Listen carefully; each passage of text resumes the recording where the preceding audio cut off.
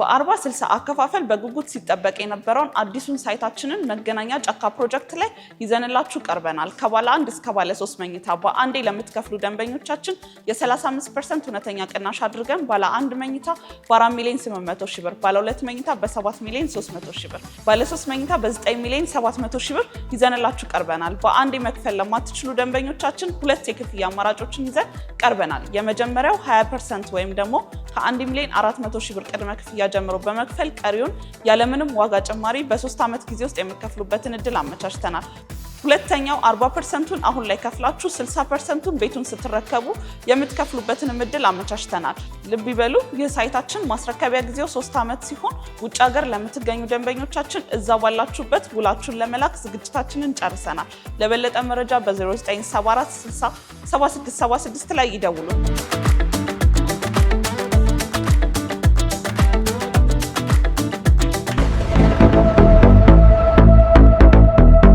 ጤና ይስጥልኝ ተመልካቾቻችን፣ እንደምን ውላችሁ አምሽታችኋል?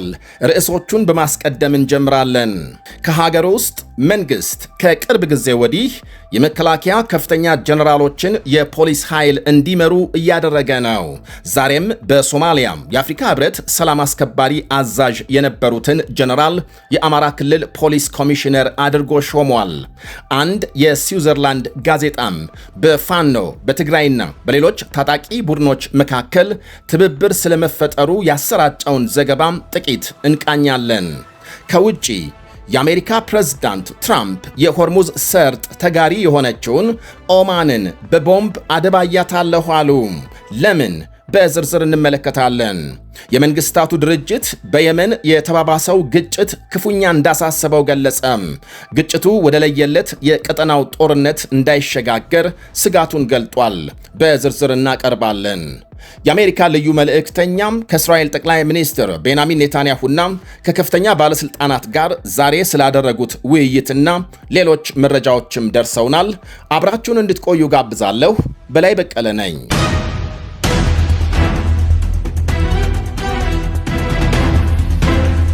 በሀገር ውስጥ ዜና እንጀምራለን።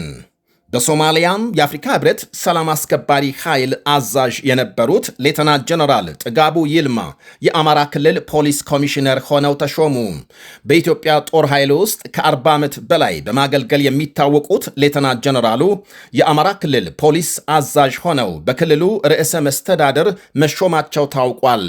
የጀነራሉ ሹመት መንግስት በክልሉ የሚንቀሳቀሱ የፋኖ ኃይሎች ከትግራይ ቡድኖች ጋር ትብብር መፍጠራቸውን እየተናገረ ባለበት ጊዜ የተፈጸመ ነው።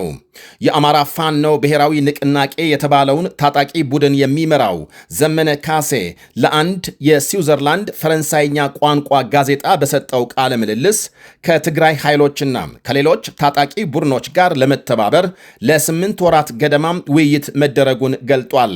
የትብብሩ አካል ተብለው ከተጠቀሱት መካከል የጉምዝ፣ በርታ፣ ሶማሌና ኦሮሞ ኃይሎች ይገኙበታል የተባለው በክልሉ የታጣቂዎችን እንቅስቃሴ በመከላከል ዘመቻም በፖሊስ ስር የሚገኙ አድማ በታኝ ኃይሎችም እንደሚሳተፉ ይነገራል። ጀነራሉ በቅርብ ጊዜ በፖሊስ አዛዥነት የተሾሙ ሁለተኛው ወታደራዊ መኮንን ናቸው። ባለፈው መጋቢት የሰራዊቱ መረጃ ዋና መምሪያ ኃላፊ የነበሩት ሌተናንት ጀነራል አስራት ደኔሮ የአዲስ አበባ ፖሊስ አዛዥ ሆነው መሾማቸው ይታወሳል። ከፍተኛ የመከላከያ ሰራዊት አዛዥ ፖሊስን እንዲመሩ የመመደባቸው ምክንያት በዝርዝር አልተብራራም። የአሜሪካው መሪ ትራምፕ ኦማንን እንደሚያጠቁ ዛቱ። በጋዛ የሰላም ዕቅድ መሠረት ሐማስ መሳሪያውን እያስረከበ ነው ብለዋል። ፕሬዝዳንት ትራምፕ ከፋክስ ኒውስ ጋር ባካሄዱት ሰፊ የስልክ ቃለ ምልልስ ኢራን የእጅ መስጠት ነጭ ባንዲራ እንድታወጣ ጥሪ አቅርበዋል። ከዚሁ ጋር ተያይዞ ኦማንን እንደሚያጠቁ በመዛት በጋዛ የሰላም ዕቅዳቸው መሠረት ሐማስ መሳሪያዎቹን እያስረከበ ነው ሲሉ ተናግረዋል። ፕሬዝዳንቱ ለግጭት ምንም አይነት የጊዜ ሰሌዳ እንደሌላቸውና መቸኮል እንደማይፈልጉ በመግለጽ የአሜሪካ የኩለ ዘመን ምርጫ ከኔ አስተሳሰብ ጋር ምንም የሚያገናኘው ነገር የለም ብለዋል። ትራምፕ ስለ ኢራን ሲናገሩ ጥሩ የፖከር ተጫዋቾች ናቸው፣ ነገር ግን እየሞቱ ነው ያሉ ሲሆን አሁንም በስራ ላይ ያለው የአሜሪካ የባህር ኃይል እገዳ በኢራን አስተዳደር ላይ ተጨማሪ ጫና ማሳደሩን አመልክተዋል። የሆርሙዝ ሰርጥን ለማስተዳደር በኢራንና በኦማን መካከል እየተደረገ ያለውን ውይይት በተመለከተም ትራምፕ ኦማን በመካከላችን ከገባች በቦምብ እናደቃታለን ሲሉ ዝተዋል።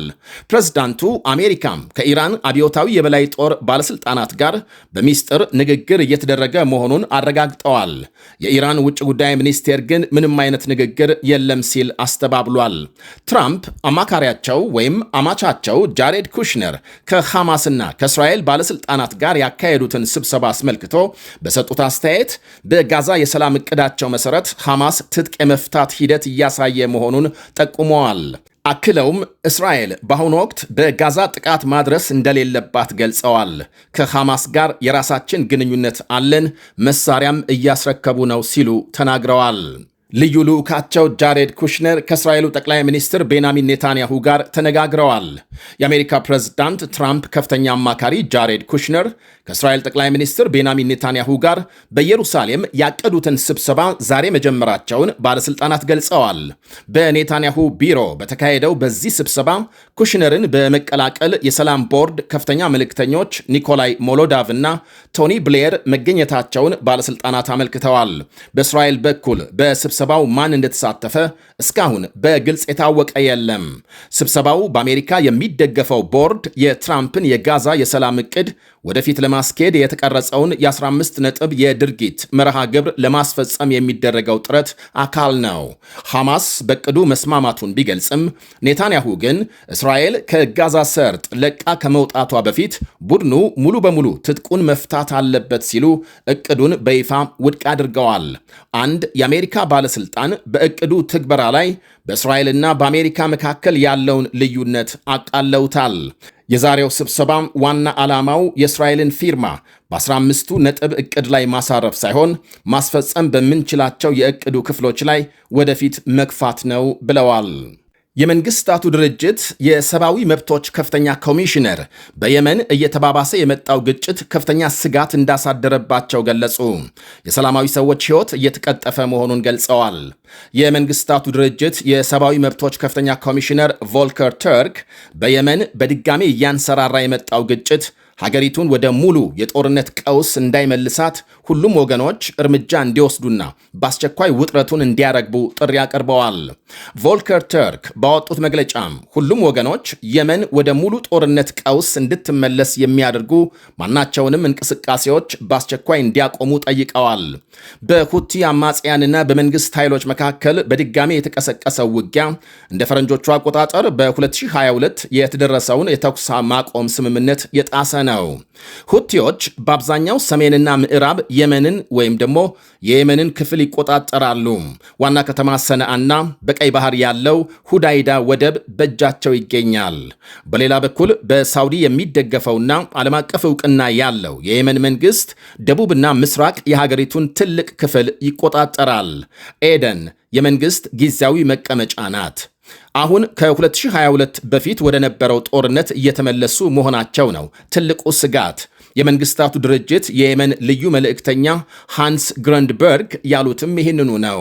ከእርቅ ስምምነት በኋላ እጅግ ከፍተኛ የጦርነት መመለስ አደጋም እየተመለከቱ መሆናቸውን፣ ውጊያው ከየመን አልፎ ወደ ቀይ ባህርና የባብ ኤል መንደብ ተስፋፍቶ ክልላዊ ግጭት ሊሆን መቻሉም ሌላው አሳሳቢ ጉዳይ ነው። በተለይ የሁቲዎች የድሮንና የሚሳኤል ጥቃት የቀድሞውን የጦርነት ዘዴ የቀየረ ሆኗል። ሁቲዎች ከ2022 ጀምሮ ወታደራዊ አቅማቸውን ሲያዳብሩ የቆዩ ሲሆን የሚሳኤልና ድሮን አቅማቸው በመጠናከሩ የየመን መንግስትንና የሚደግፉትን ኃይሎች በድጋሜ ለመጫን የተሻለ አቅም አግኝተዋል። የየመን መንግስት ኃይሎች በአንድ የተዋሃደ ጦር ወይም ደግሞ በአንድ ጦር የተዋሃዱ አለመሆናቸው ሁቲዎችን ለማሸነፍ የሚደረገውን ጥረት አዳክሞታል ነው የሚባለው። የየመን ጦርነት ከየመን ውስጣዊ ፖለቲካ በላይ የክልሉ የኃይል ፉክክር መድረክ ሆኗል። ሳውዲ አረቢያም የየመን መንግስትን ስትደግፍ፣ ኢራን ደግሞ ለሁቲዎች የፖለቲካም የመሳሪያና ሌሎች ድጋፎች እንደምትሰጥ በሰፊው ይታወቃል። እናም የየመን ግጭት በቀላሉ ወደ ክልላዊ ኃይሎች ፉክክር ሊቀየር መቻሉም ለዚህ ነው። ከዚያም ባለፈ ሁቲዎች በቀይ ባህር መርከቦችን ማጥቃታቸው የየመንን ጦርነት ወደ ዓለም አቀፍ የንግድና የደህንነት ጉዳይ ቀይሮታል። ባብ ኤል መንደብ ከቀይ ባህር ወደ ኤደን ባህረ ሰላጤ የሚያስገባ ወሳኝ የባህር መተላለፊያ ከመሆኑ አንጻር ውጊያው በዚህ መስመር ቢስፋፋ የዓለም ንግድና የነዳጅ ማጓጓዣ ላይ ተጽዕኖ ሊኖረው ይችላል። ሁቲ፣ የየመን መንግስት፣ ሳውዲ አረቢያ፣ ኢራን፣ ቀይ ባህር፣ አሜሪካ፣ እስራኤል የሚል የተያያዘ ክልላዊ ግጭት በቀጣይ መፈጠሩ አይቀርም ይላሉ ተንታኞች። የየመን ጦርነት እንደገና ከተቀጣጠለ ኢትዮጵያን ሳይቀር በቀይ ባህር፣ በባብ ኤል መንደብ፣ በንግድ መስመሮችና በክልላዊ ደህንነት ሊነካት እንደሚችል ይነገራል። በ40/60 አከፋፈል በጉጉት ሲጠበቅ የነበረውን አዲሱን ሳይታችንን መገናኛ ጫካ ፕሮጀክት ላይ ይዘንላችሁ ቀርበናል። ከባለ 1 እስከ ባለ 3 መኝታ በአንዴ ለምትከፍሉ ደንበኞቻችን የ35% እውነተኛ ቅናሽ አድርገን ባለ 1 መኝታ በ4 ሚሊዮን 800 ሺህ ብር፣ ባለ 2 መኝታ በ7 ሚሊዮን 300 ሺህ ብር፣ ባለ 3 መኝታ በ9 ሚሊዮን 700 ሺህ ብር ይዘንላችሁ ቀርበናል። በአንዴ መክፈል ለማትችሉ ደንበኞቻችን ሁለት የክፍያ አማራጮችን ይዘን ቀርበናል። የመጀመሪያው 20% ወይም ደግሞ ከ1 ሚሊዮን 400 ሺህ ብር ቅድመ ክፍያ ጀምሮ በመክፈል ቀሪውን ያለምንም ዋጋ ጭማሪ በ3 ዓመት ጊዜ ውስጥ የሚከፍሉበትን እድል አመቻችተናል። ሁለተኛው 40%ን አሁን ላይ ከፍላችሁ 60%ን ቤቱን ስትረከቡ የምትከፍሉበትን እድል አመቻችተናል። ልብ ይበሉ፣ ይህ ሳይታችን ማስረከቢያ ጊዜው 3 ዓመት ሲሆን ውጭ ሀገር ለምትገኙ ደንበኞቻችን እዛ ባላችሁበት ውላችሁን ለመላክ ዝግጅታችንን ጨርሰናል። ለበለጠ መረጃ በ0974 60 7676 ላይ ይደውሉ።